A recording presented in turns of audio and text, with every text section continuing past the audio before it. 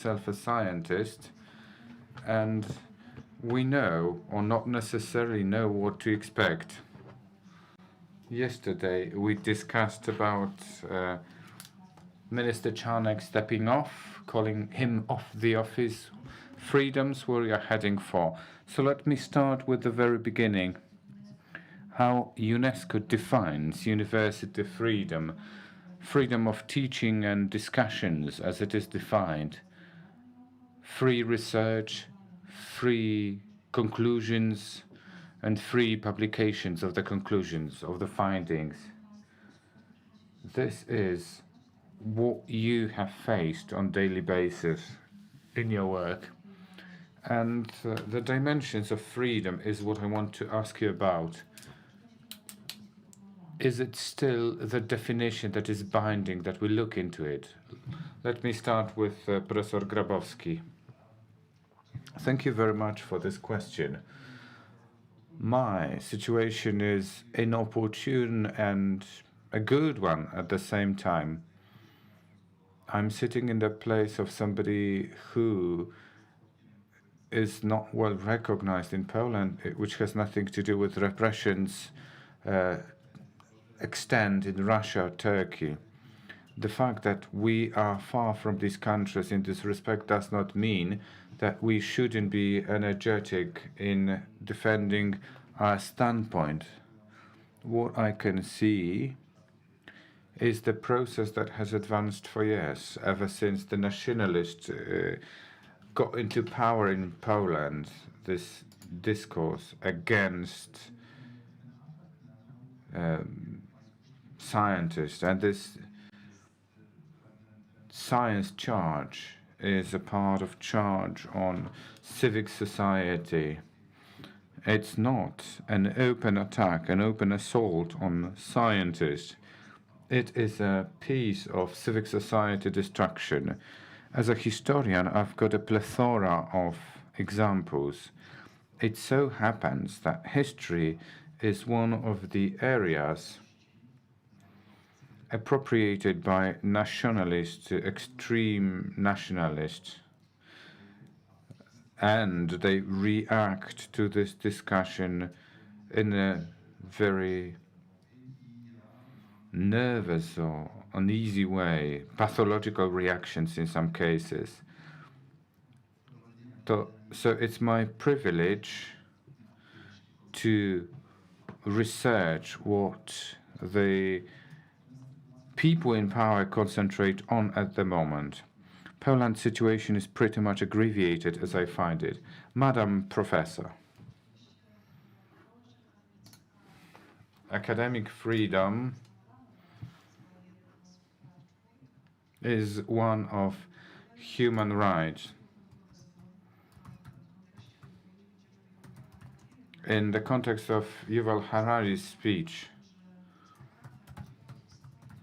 history and philosophy departments are not that closed as often as gender studies departments in Central and Eastern Europe, because they find gender studies as danger for the power compared with the two first types of studies. You may agree or may disagree with that. I reflected that gender studies are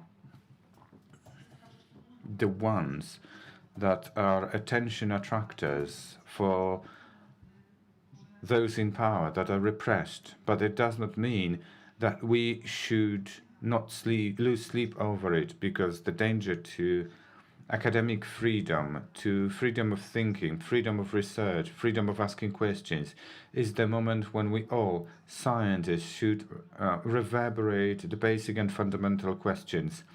There is nothing worse than auto-censorship, especially in the field which is designed to ask questions that nobody else is willing, capable, brave enough to ask.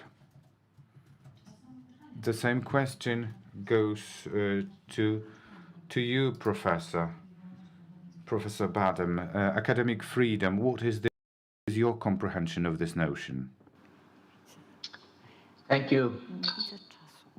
Academic freedom is a special form of the freedom of expression. It is included in it, but it has its special, specific aspects. In the past, it was a privilege, but today, I think it's a basic human rights concerning academics.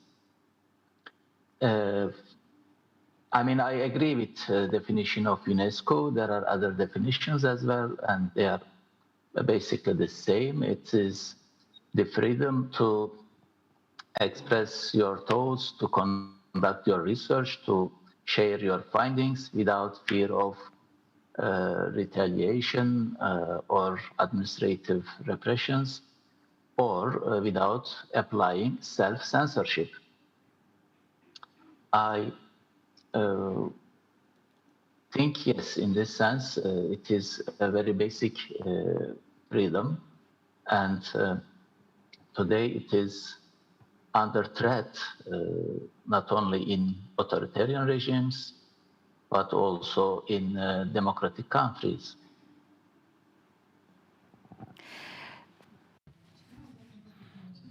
I wanted to start with other freedoms, but you both indicated auto-censorship or self-censorship. So let me start from this perspective. Madam Professor, self-censorship, what is that? Is it the moment when you say to yourself, you cannot take another step? But when we self-censor ourselves, we violate the code of ethics of scientists, because as scientists, we promise ourselves to be truthful to ourselves, truthful to the truth, looking into different aspects of truth. Why auto-censorship? Why does that happen this way? These might be political reasons on the one hand. On the other hand, why is that so easy? Because when I observe some of my colleagues, I find this auto or self-censorship is there on a very early stage. I wouldn't give such a far-reaching generalization. I might have the privilege of working with persons who are brave and courageous in their scientific activities. Answering your question, let me assume a different perspective of discussion. You are familiar with the definition of a propaganda, systemic, force-induced, yet indirect form of actions that is called also social engineering, that triggers changes in masses of people, and the changes endure for a long time. Propaganda, compared to power enforced persuasion, is the fact that propaganda is in the system. The propaganda forms were effective whenever the recipient or a group of recipients were encapsulated or separated from alternative sources of information. It was a challenge for second century propaganda. Then we had media proliferation, the internet. Seemingly, we were free enough to avoid the deadly results of persuasion, indirect communication. But they also found a way. This is communication environment fabrication, which does not have communication system, but censorship of yourself, self-censorship. It remains a fact. If scientific milieus have this question, because this question has been repeated on many times, students, partner dialogues, and we are unable to enter this dialogue, not because of insufficient methodology or financial constraints, but political constraints. This can be called a self-censorship. One more question, one more sentence. I came here from Jagiellonian University. A wonderful place to work in. In Krakow, I've got residents, writers, translators, scientists.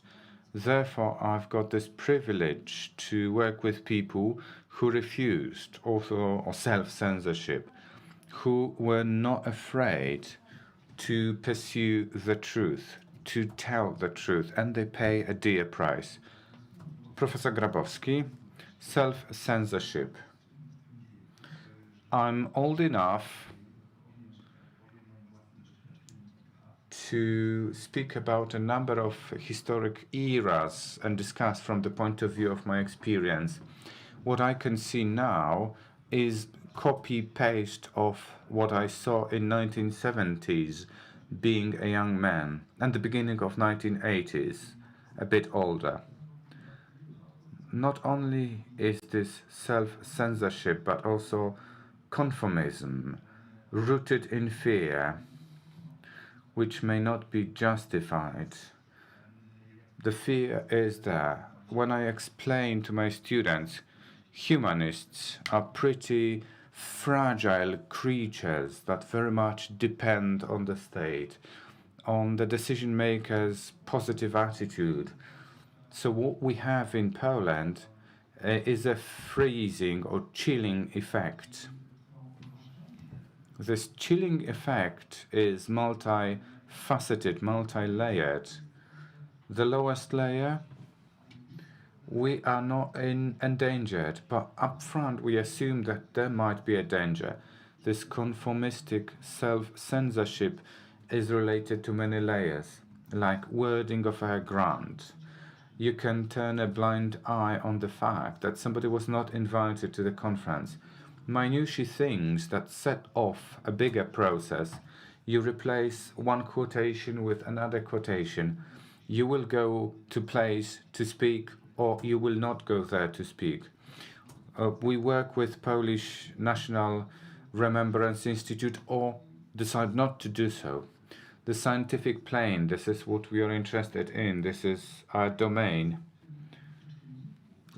There is a number of chilling factors, more and more of them. Incremental assault of the state on independent scientists on different planes, like intervention of the Polish state into humanistic research. It's pretty brutal. They set out the themes for many scientists. They call them history officers, and it keeps sprawling, keeps spreading. So there is conformistic attitudes explosion among the people that do not have to do that. They don't have to do that because they are not in danger of losing their jobs. I'll be speaking about this, but there is a great offensive of the Polish state. Hundreds of thousands or millions of zlotys are being pumped into dissemination of alternative history, boost conformism and self-censorship, and it sprawls in society stratas en masse. So the authorities are writing their history anew, and this is then taught to pupils at school. It soaks through different channels. Thank you very much. We'll be returning to some themes, but Professor, what is the danger in the self-censorship, Professor Badem, in science, when we start limiting ourselves?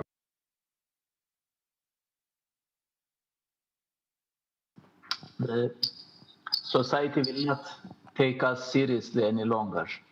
You know, it is to a certain degree good that government takes us seriously, even if it represses us. I mean, I am one of the repressed academics in Turkey, but on the good side is that we academics are still taken seriously by the society and by government. So if we become conformists and if we are afraid to speak up, then the society will no longer respect us. That is the, I think, most direct threat to us from self-censorship. Jak was... When I'm listening to you, I can hear the repeated word society. And it's somehow is moving for me when the professor is speaking about the chilling factors. I remember a situation from Krakow when organizers of a conference on liberalism decided to exclude one of the professors, claiming he was too liberal for joint universities. And I must say it was a bitter pill to swallow, because that regarded his public utterances. And that is happening. It leads me to my questions about scientific solidarity among us in respect of what is happening in the academia. We had this chilling factor, we had self-censorship of a group of scientists who claimed, well, we have financial issues, political issues, he may say something not correct. Is it possible we can say something that is not proper? Or whether we assume that our activity as scientists should support civic societies, if it should show this is the sphere of freedom and reaching the truth, how to counteract the fact that the solidarity of the scientific group does not break apart. Professor, I promise you this talk on solidarity. Over to you, Professor Badem.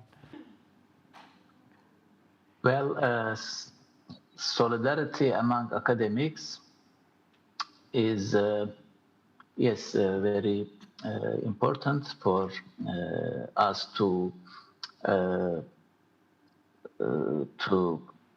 defeat the threats to academics all over the world. The threats are global, so we academics must also organize forms of global solidarity, and there is already some sort of solidarity. I am, for example, a beneficiary of this kind of solidarity. I was invited by Jagiellon University in Poland. Now I am a guest researcher at Uppsala University. So I think the academic community has stood up its ground in defending academic freedom and in being in solidarity with repressed academics from other countries. I mean, there are many repressed academics now in authoritarian, nationalist or populist regimes like Brazil, Turkey, Egypt, and there are now institutions that try to help them, like Scholars at Risk Network and individual universities. And this is, I think, a good step for academic solidarity. Dziękuję. Thank you. Professor, you've mentioned Scholars at Risk Network. Dominic, that's over to you. This is your domain in Krakow, in Poland. As you mentioned, accepting those academics, the program that supports scientists who need to flee their home countries to find a place to work where can work independently and run their research. Well, semi-serious, semi-joking, I will be then willing to share my scope of duties. That is why I'm here with such a great pleasure. We need to remember that the symptoms of academic milieu's solidarity is not a product of the recent times. The network Professor Badem has mentioned where he was the first resident in Poland through that network, Scholars at Risk. It has been operating for 20 years, seated in New York, and is now gathering over 500 universities, including top ones. So far, it has assisted to relocate and start new jobs 2,000 scientists worldwide. It has its European branch, and as the professors mentioned today, 2 Polish universities, including Jagiellonian University in Krakow, joined the network and offered a refuge.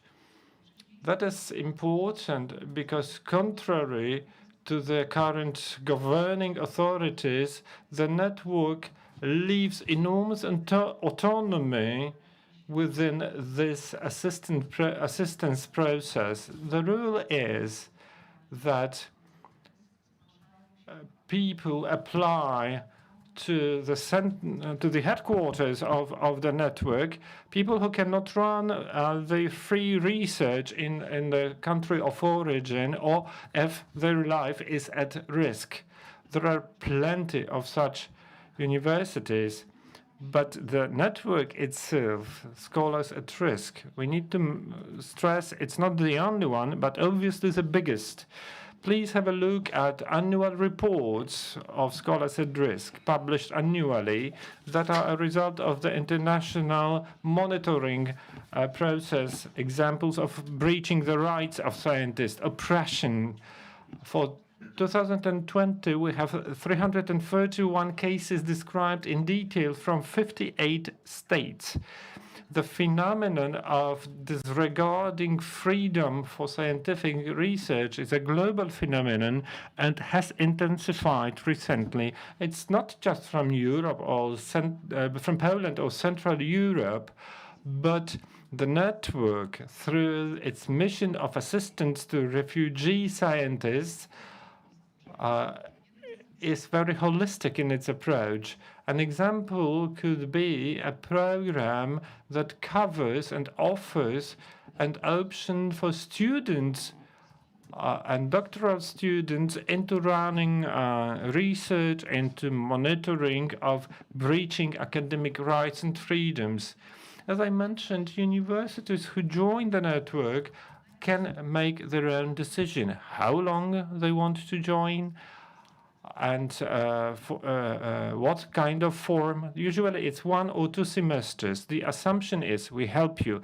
We help you to continue your scientific work until you can return to your home country.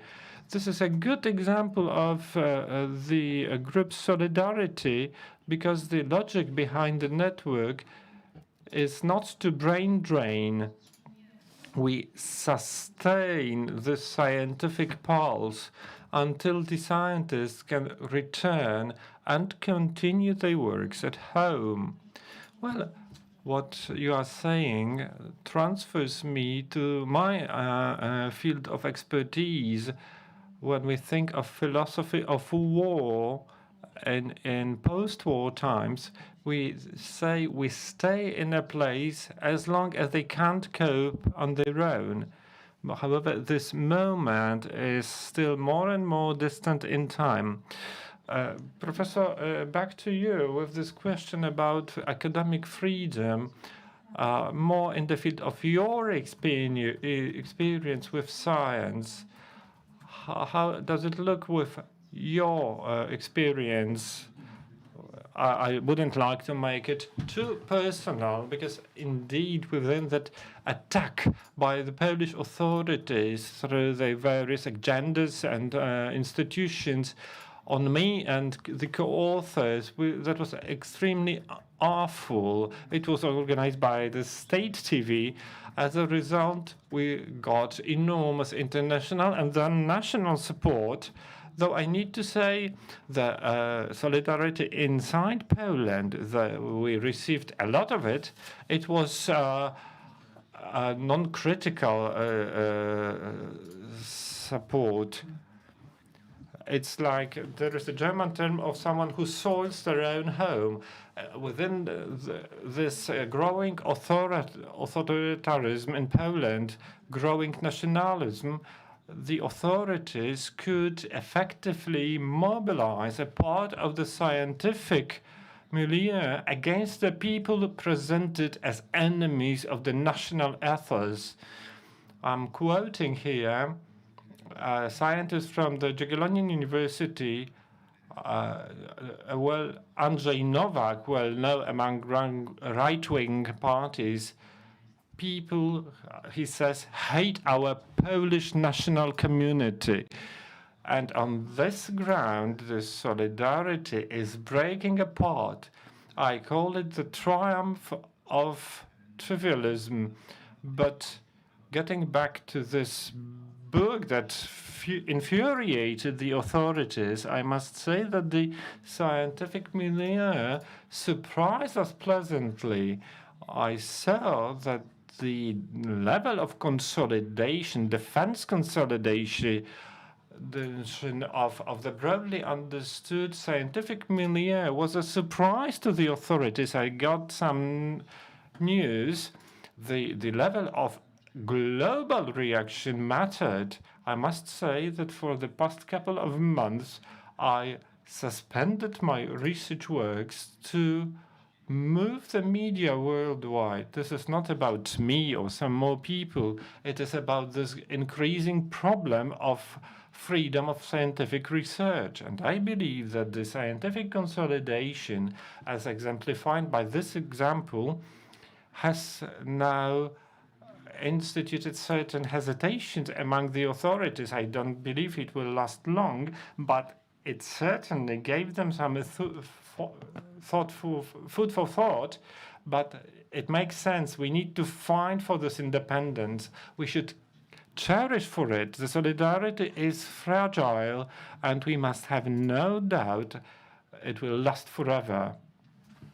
Well, Professor, you invoked the media who helped you, and that puts me back to this very beginning of the three centers of freedom. It's science, it's media, and that's also courts. And although we complain about the condition of the Polish judiciary, well, the Polish court decided that the court should not decide on the substantial content of scientific research.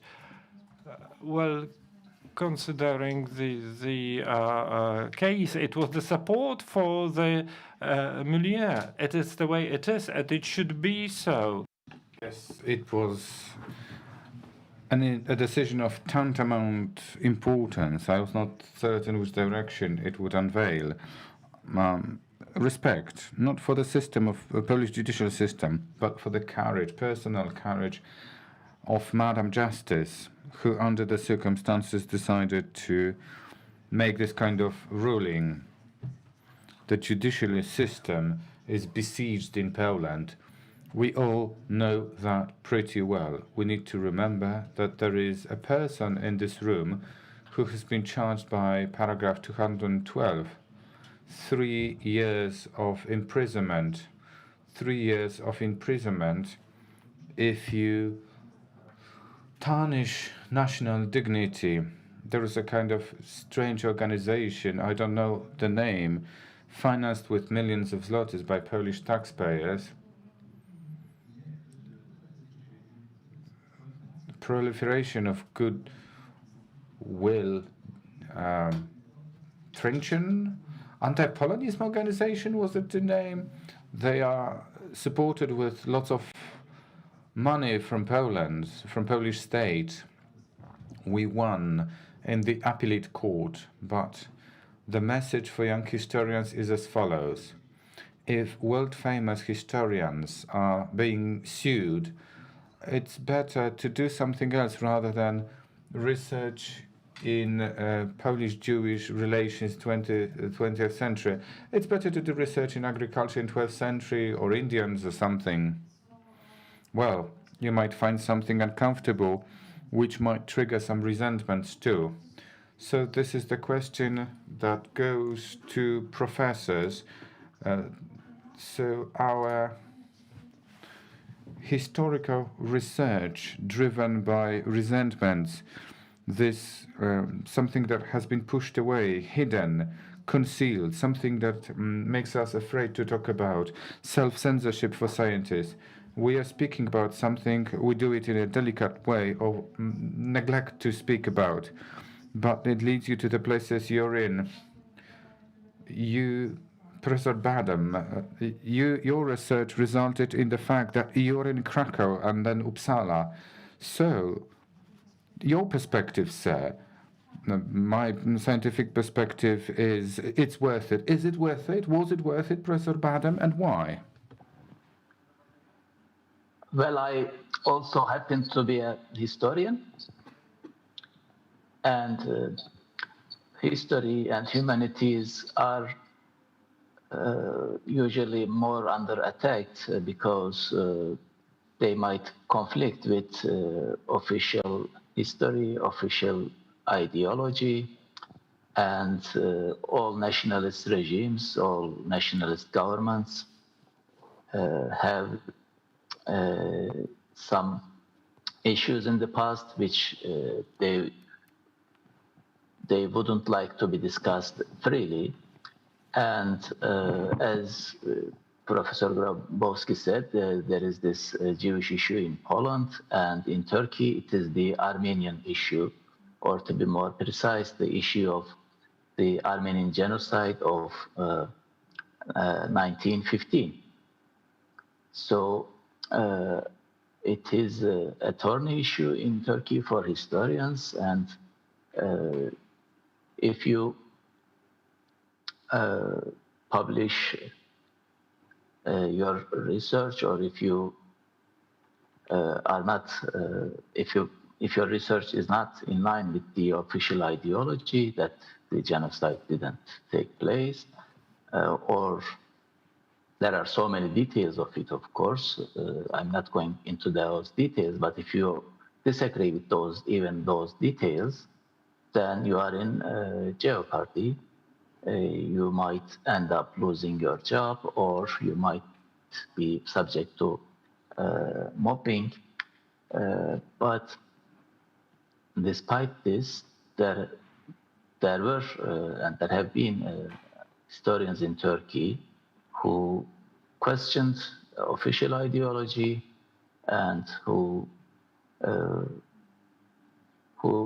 did great research enlarging our knowledge.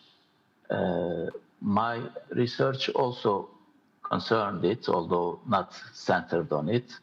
And I think I am happy to have spoken out on this occasion, because I was the first historian and head of a history department in a public university in Turkey who recognized the genocide in a public statement.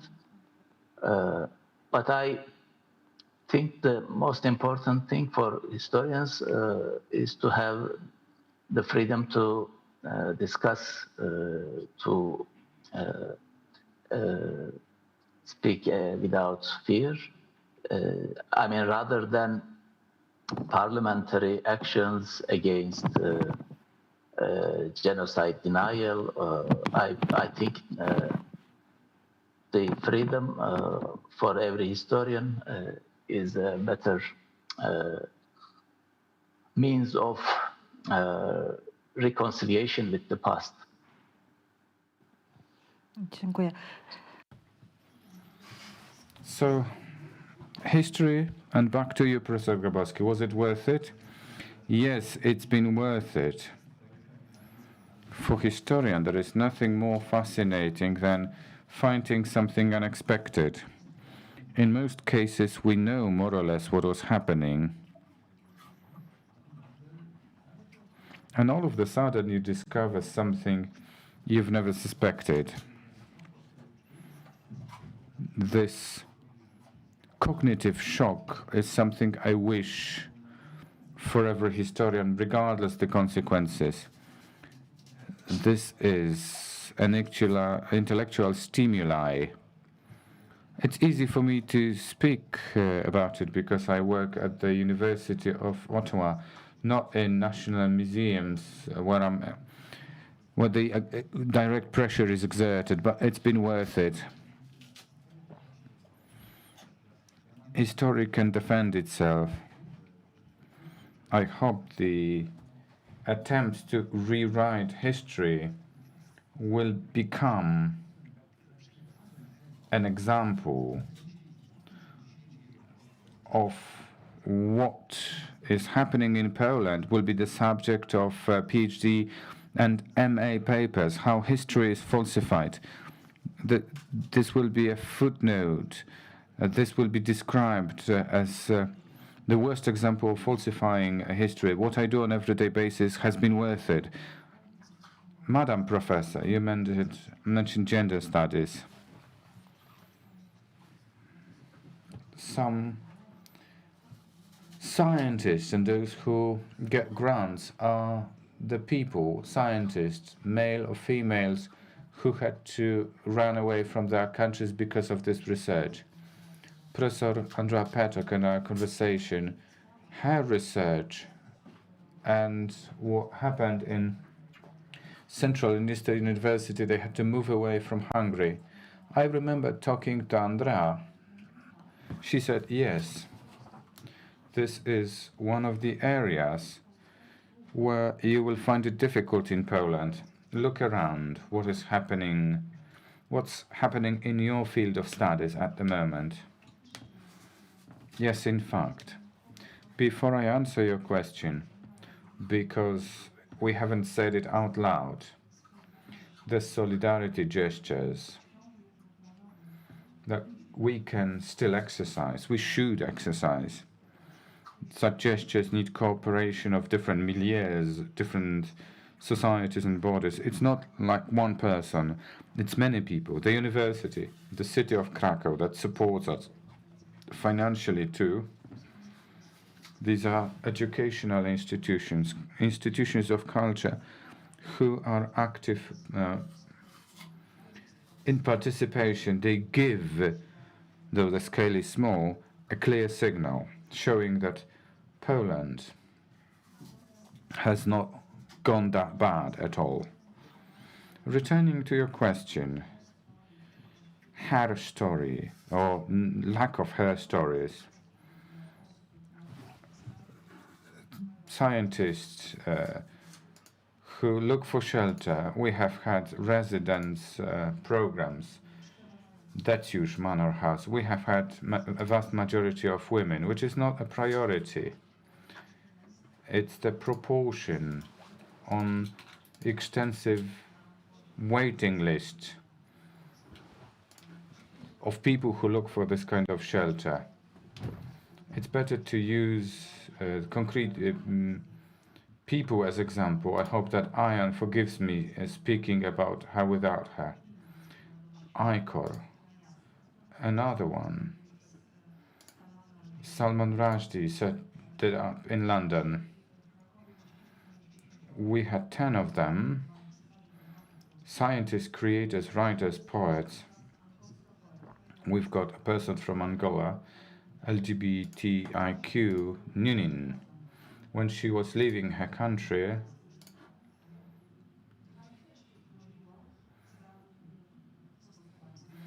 she was in danger of death penalty if she is out of wedlock in non-normative relation, but her creation, her activities speak for sexual minorities, for those who have limited access to public life. I believe that she's the voice of a change, the change that we have been observing. The wave of young people, of young ladies who've got nothing to lose. For this or that reason, they pluck up their personal courage to speak out. There is a panel debate available on the internet. There were also feministic Catholic societies from Krakow. So this is something you should watch. To finish off, a question. We are all university employees. We've got students, we run our research. So the question is how to show freedom to our students so that they are not afraid. How to show it to our PhD students that they don't have to employ self-censorship. What they do, their walk of life is creation of the future world. Let me put it this way. Over the years, I have had the possibility of working with Polish teachers. I did recognize this possibility. I haven't had this possibility for a number of years, so it's difficult to have a direct impact on students and pupils and teachers in Poland. I was cut off that, but I do it in Western countries when I teach at other universities. It's hugely important because freedom limitation form is present everywhere, in all corners of the world. It's got different faces, different images. In Canada, there are different fears, self-censorships types. So by giving the example of Poland, I can say to my students, don't be afraid to confront yourselves with limitations that have a different image. Reactions are the same. And I believe this is a vast topic that we are going to face it, no matter where we work. Professor Badem, how to teach young people so that they are not afraid? Thank you. We must first of all treat students as citizens, not as customers. And we must make them understand that university is different from school.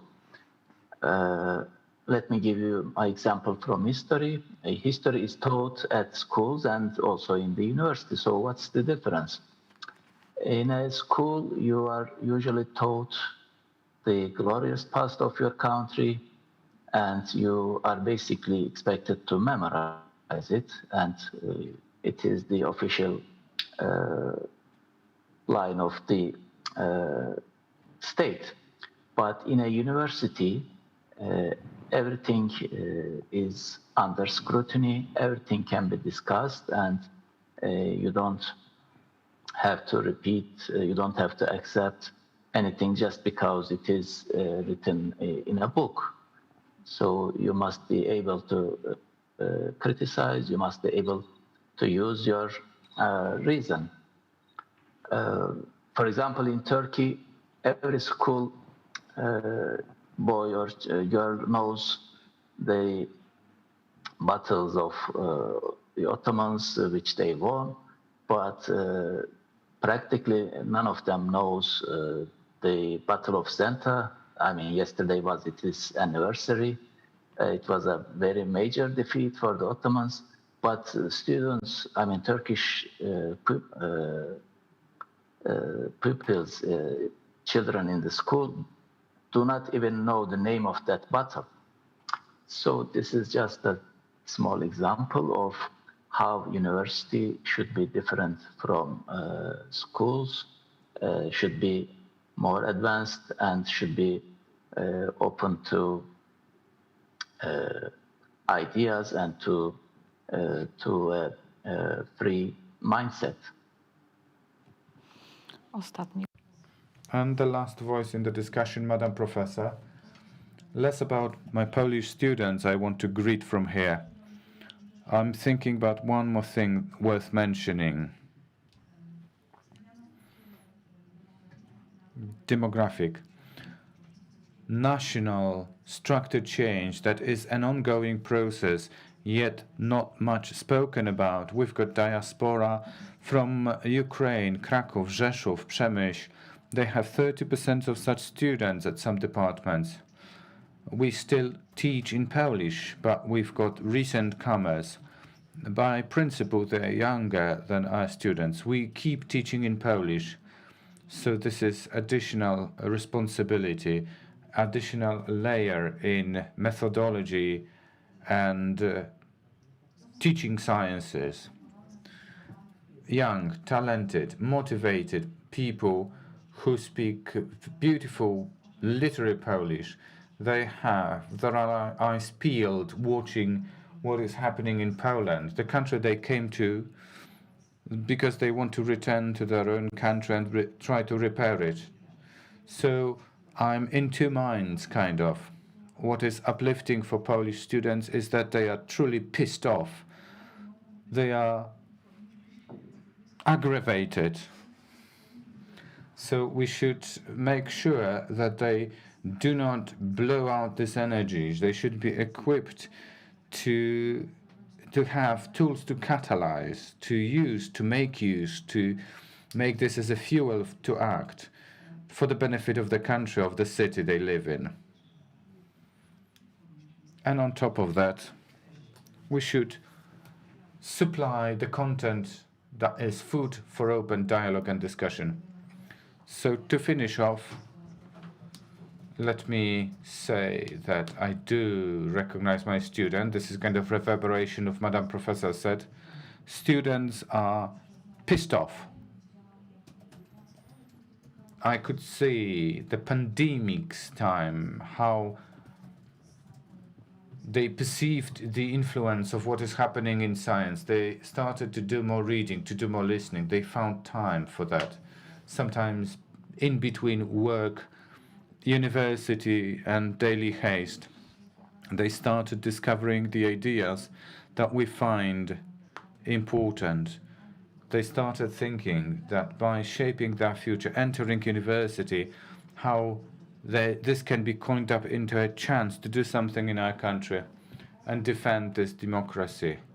Beautiful example of my student. Hello to her. She was the first in Wadowice to protest in the city market because she said, we need to do it because nobody else does it for us if we don't do it. So if we're not courageous enough, nobody else is going to be courageous enough if we don't pluck up the courage and the solidarity in our work. And I hope it will be okay. I keep my fingers crossed for that. Thank you very much. Candan Badem, Jan Grabowski, Dominika Kasprowicz, the professors, thank you very much for being with us and be with us at Freedom Games.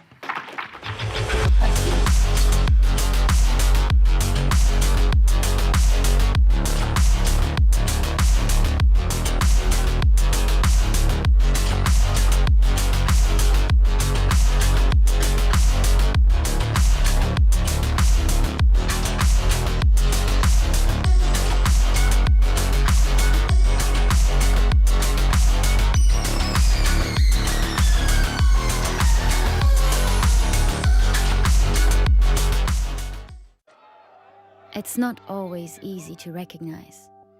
It may look like this, or like this. It may be a burden, but it is a responsibility that we embrace nonetheless. But if it means this for one person and this for someone else, maybe it ultimately means being there for one another. It isn't handed to us, but we know where to find it. And how it feels, how it tastes, and what it sounds like when we finally have it. It means different things to different people, but it means everything. And if we all fight for it, it will eventually bring us together. Ausreise.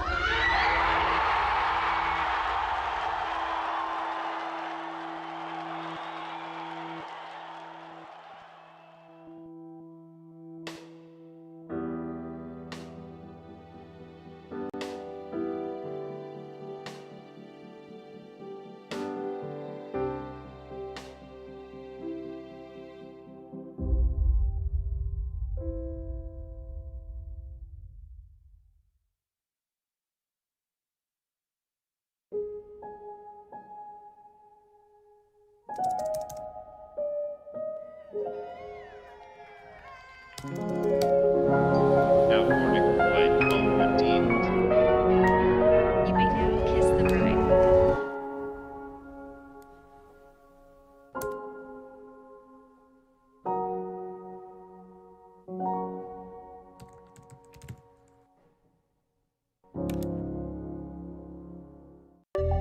Work is different now. We're commuting less, virtually meeting more. Separating work life and life can feel challenging. It's easy to forget that to thrive at work, we need to take care of ourselves. Microsoft Viva Insights offers new experiences to balance productivity and well-being. Personal insights help you stay at your best and most productive. Add structure to your remote workday by opting for virtual commute, carving out time to have a productive start in the morning and mindfulness in the evening. Protect time before your calendar fills up for focused work, coaching, and learning. Take regular mental breaks with Headspace, tapping into dedicated moments of mindfulness. Use emotional check-ins to tune into your day-to-day mindset and well-being. Strengthen team bonds with Stay Connected experiences that prompt you to praise collaborators, schedule one-on-ones, and follow up on pending commitments and outstanding tasks. Insights for managers and leaders offer windows into how work happens and the impact on employee well-being.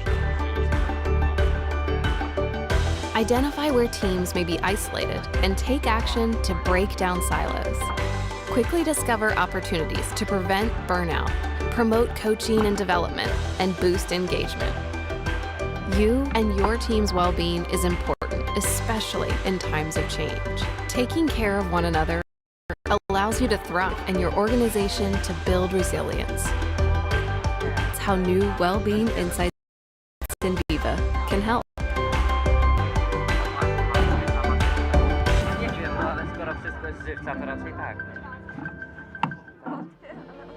Liberté Talks to co ważne. Seria Liberté Talks realizowana jest dzięki wsparciu Google oraz Państwa darowizną. Na podcast z Klimatem zaprasza Jakub Wiech.